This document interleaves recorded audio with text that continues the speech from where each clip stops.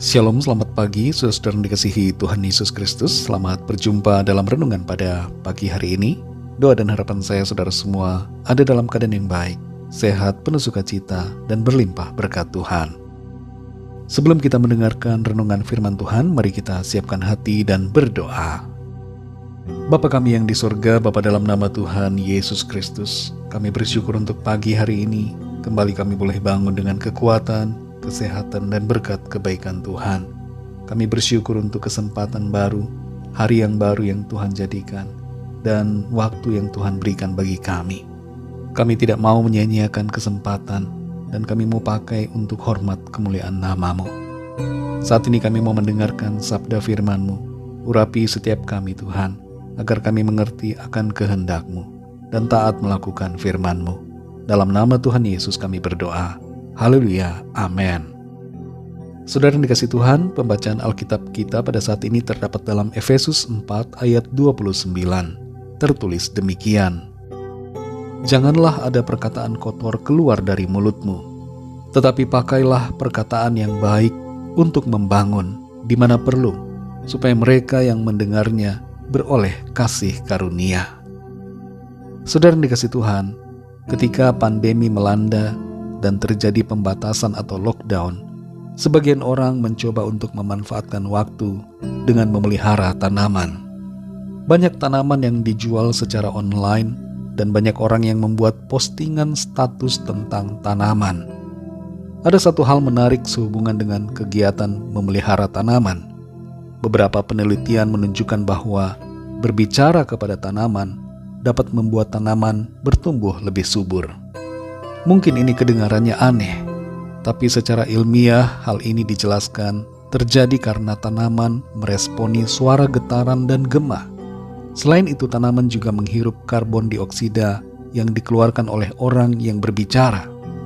Dan sebagai tambahan, tanaman yang diajak berbicara biasanya lebih mendapat perhatian sehingga disirami dan dirawat dengan baik. Dan itulah yang membuatnya bertumbuh lebih subur. Dominic Hess, seorang peneliti hortikultura di Australia, mengatakan tanaman mungkin tidak bisa mendengar seperti halnya kita. Namun beberapa riset menunjukkan bahwa berbicara dengan baik pada tanaman akan mendukung pertumbuhan tanaman. Sementara ketika berbicara dengan nada tinggi atau marah, tidak. Saudara yang dikasih Tuhan, kita tidak akan memperdebatkan atau membahas soal efek dari berbicara terhadap pertumbuhan tanaman. Tapi kita akan merenungkan tentang bagaimana diri kita berbicara kepada sesama kita.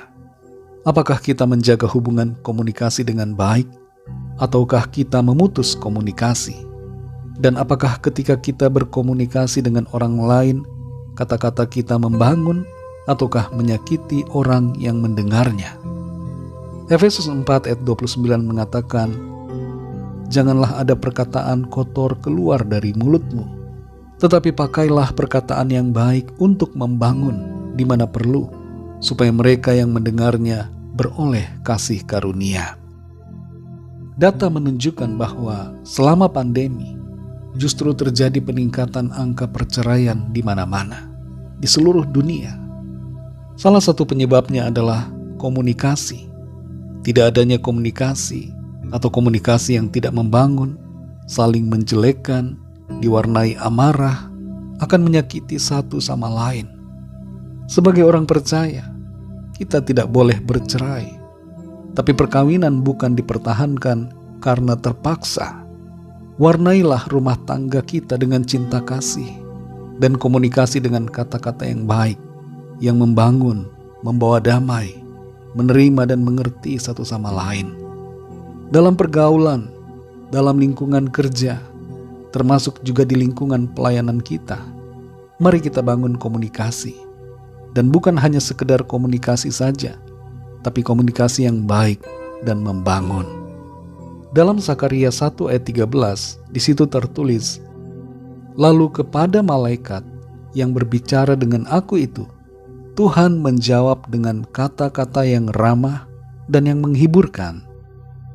Kita perhatikan di sini saudara bahwa Tuhan saja berbicara kepada malaikatnya dengan kata-kata yang baik, yang ramah dan menghibur. Ini adalah contoh bagaimana kita hendaknya berkata-kata juga yang baik kepada semua orang.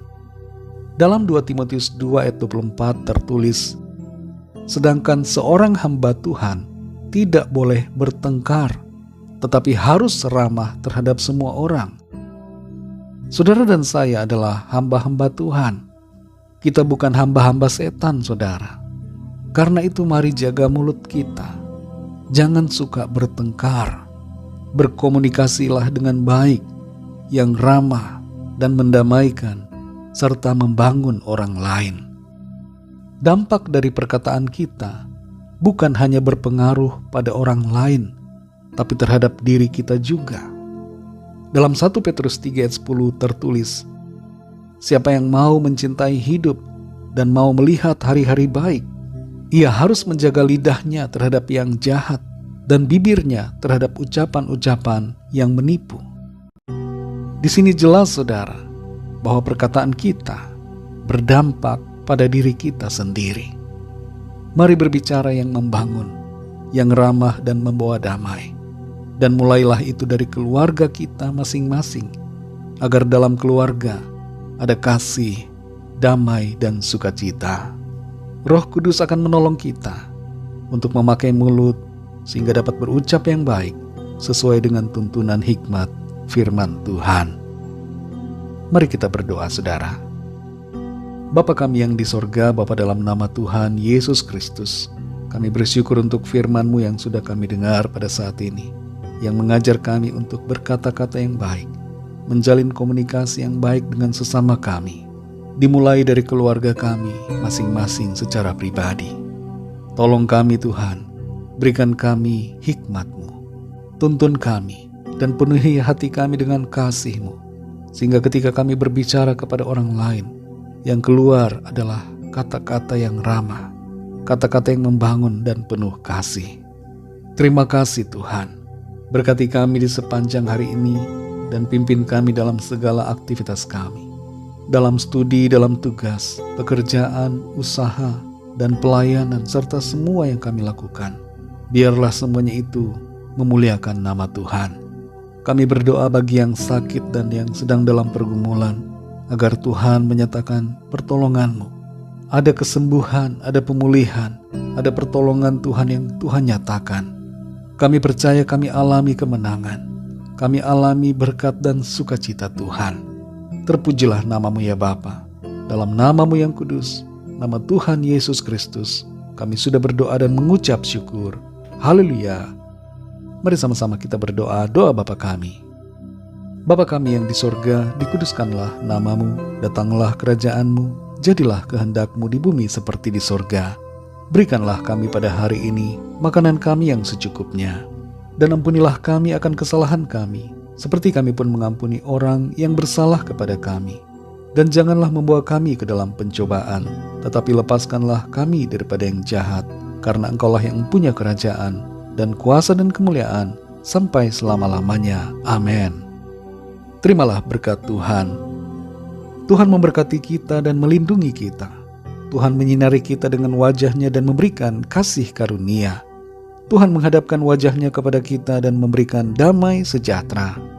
Berkat anugerah dari Bapa Surgawi, cinta kasih karunia dari Tuhan Yesus Kristus, dalam persekutuan dan penghiburan Roh Kudus, menyertai kita semua, sekarang ini dan sampai selama-lamanya.